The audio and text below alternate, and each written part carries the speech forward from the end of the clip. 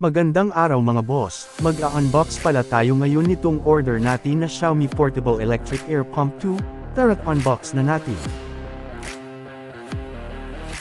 Nabili ko pala ta mga boss sa Lazada sa halagang 1,600 pesos, bumili tayo nito for emergency lalo na sa mga mahilig dyan mag long rides, mas kailangan nyo ito.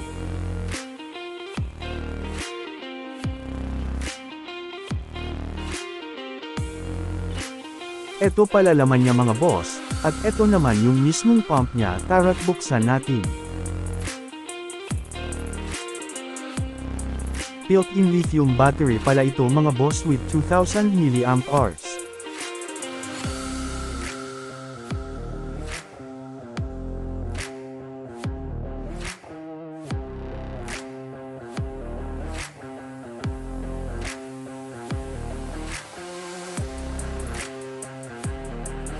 Meron siyang kasamang air nozzle adapter.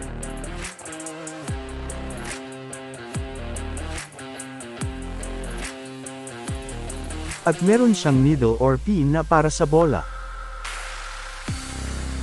At isang car tire nozzle. Ito pala yung instruction manual niya. Hindi natin ito mababasa mga boss kasi naka-Chinese character siya hehe. At meron pa siyang kasamang storage bag.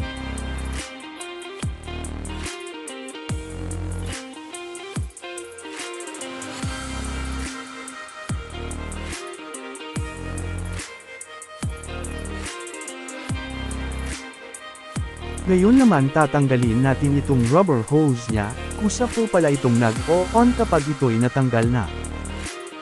Meron po pala siyang different modes, depende na sa inyo kung saan nyo ito gagamitin, pwede siya sa bike, motorsiklo, sasakyan, scooters at bola. Meron rin siyang free mode kung saan pwede nyo i-adjust yung gusto mo na PSI.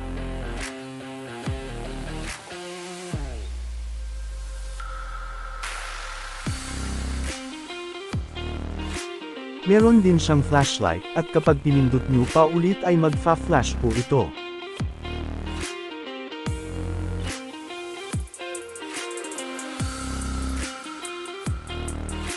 Kapag pinindot nyo naman itong button sa gitna ay magsisimula na po siyang magpa-pump.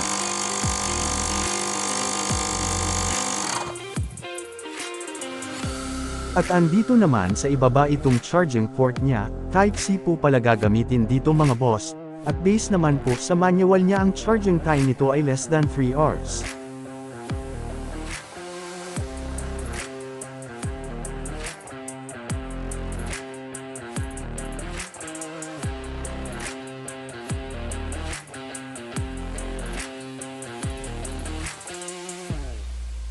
Ngayon naman susubukan natin itong gamitin, i-connect muna natin itong nozzle adapter.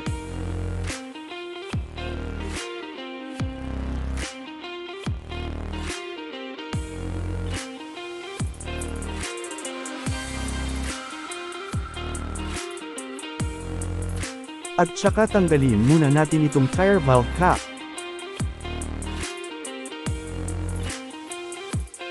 Kapag na-connect natin ito sa ating gulong, matik niya pong nababasa kung ilang PSI ito. As you can see meron lang po siyang 12 PSI, ngayon naman iseset natin siya sa 25 PSI. Pagkatapos pindutin na natin itong nasa gitna para magsimula na siyang mag-pump.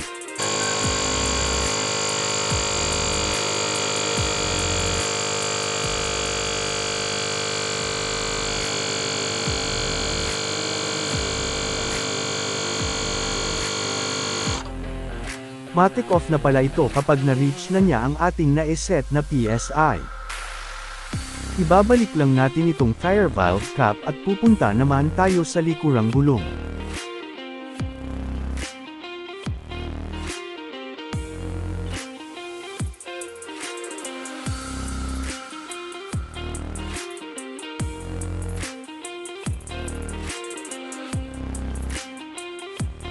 Dito naman mga boss, tatanggalin natin ang core ng tire valve para wala talaga siyang matitirang hangin at matingnan natin kung gaano ba katagal para mapuno ito.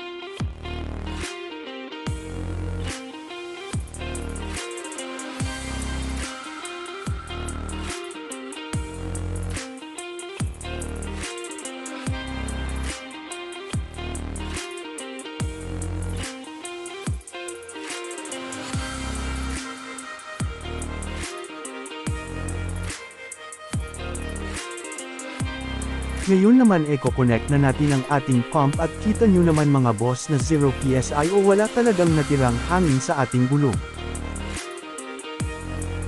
At iseset lang natin ito sa 30 PSI. At saka start na natin.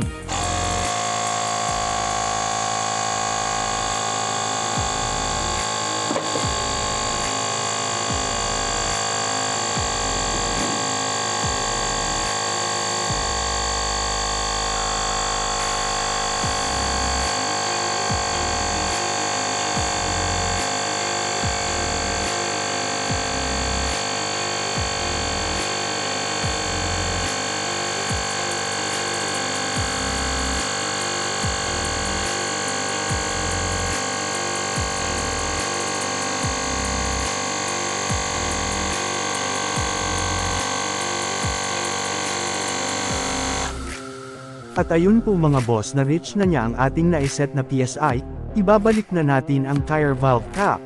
At kung nagustuhan nyo mga boss ang ating unboxing at review, huwag kalimutang mag-like at subscribe. Maraming salamat sa panunood.